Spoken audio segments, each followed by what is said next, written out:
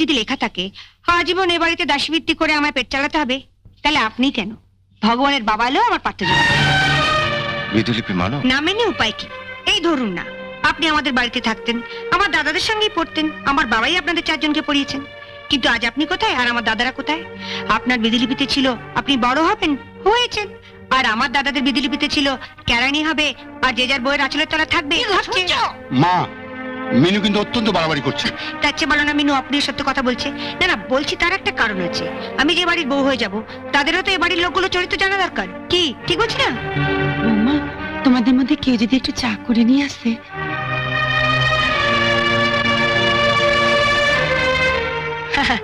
কাদের কি বলছো মা? এ বাড়িতে আসার পরেই তো বৌদিরা ভুলে গেছে ককাপ চায় ক চামচ চিনি দিতে হবে, তাই আমিই যাচ্ছি।